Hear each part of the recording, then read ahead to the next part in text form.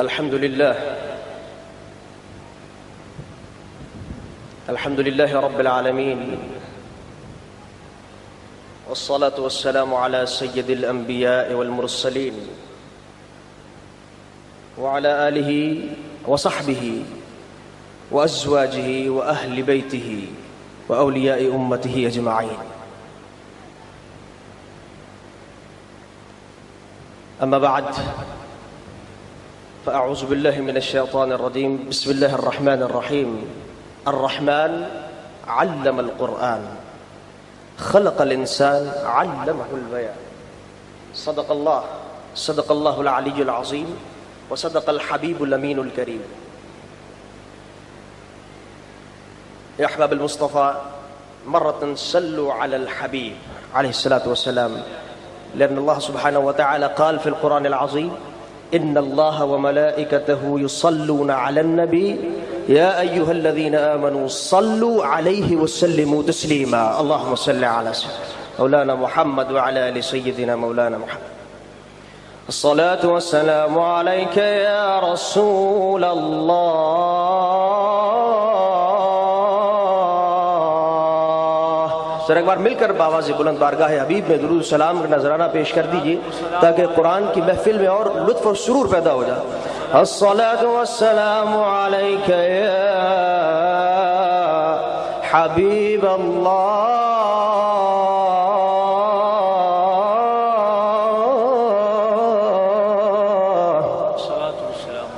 अस्सलातु वस्सलामु अलैका या रहमतल लिल आलमीन।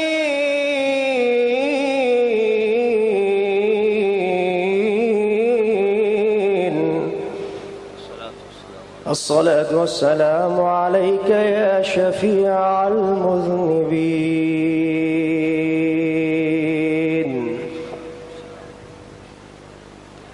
بعد الحمد والصلاة،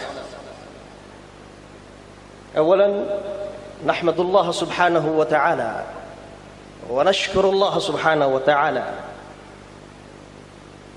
على هذه النعمة، أنه قد أعطانا هذه الفرصة العظيمة، منحنا هذه الفرصة الذهبية أن نسمع القرآن الكريم ونملأ قلوبنا برحمة رب العالمين. سبحان الله سبحان الله سبحان الله. أنكم تعرفون هذا الشيء. عند سماع القرآن، عند قراءة القرآن، تنزل الرحمة من قبل الرحمن. سبحان الله. لذا هذه الحفلة مملوءة من الرحمة، مملوءة من البركة. هذه الحفلة المباركة،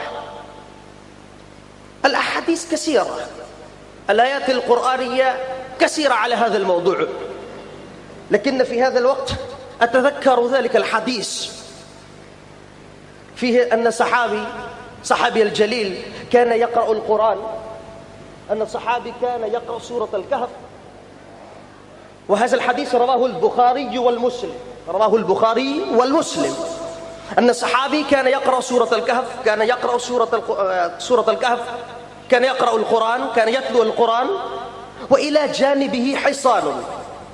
ألفاظ الحديث: مربوط بالشطنين. يعني مربوط بالحبل. ماذا حدث؟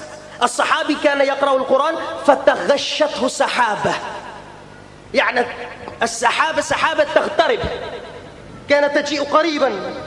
الصحابي ينظر ويشاهد، كان يقرأ القرآن، السحابة تجيء وجعلت تدنو وتدنو، وإلى جانبه حصان، فرس موجود. ماذا حدث؟ في الحديث موجود: كان ينفر، كان يسب. يعني الصحابي هو كان يقرأ وينظر هذا الشيء. الفرس كان ينفر، الفرس كان يسب. هذا الشيء عجيب. أول مرة الصحابي رأى هذا الشيء، فلما أصبح أتى النبي عليه الصلاة والسلام فذكر ذلك كل شيء. يا رسول الله، هكذا حدث، يعني هذا الشيء حدث، هذا أمر عجيب، شيء عجيب. ما معنى هذا الشيء؟ أنا أقرأ القرآن، كنت أقرأ القرآن والسحابة يعني تجيء قريبا، تقترب. ما معنى هذا الشيء؟ ماذا قال رسول الله؟ اسمعوا يا أحباب المصطفى. الرسول عليه الصلاة والسلام قال: تلك السكينة تنزلت بالقرآن. الله، تلك السكينة تنزلت بالقرآن. هناك إشارة عظيمة، إشارة جليلة التي أشار إليها رسول الله صلى الله عليه وسلم. إن الناس، أي الإشارة؟ إن الناس الذين يطلبوا السكون والراحة، الذين يريدون الراحة والاطمئنان، وهم يبحثون عن الراحة والاطمئنان في طرق مختلفة. أحيانا هم يذهبون إلى الأطباء، أحيانا هم يذهبون إلى الدكاترة، أحيانا هم يذهبون إلى المحاميين. ليه؟ لأنهم يريدون الراحة، هم يريدون الاطمئنان، السكون، هم طالبوا السكون والراحة. بهذا السبب أحيانا يذهبون إلى هنا، أحيانا يذهبون إلى هنا.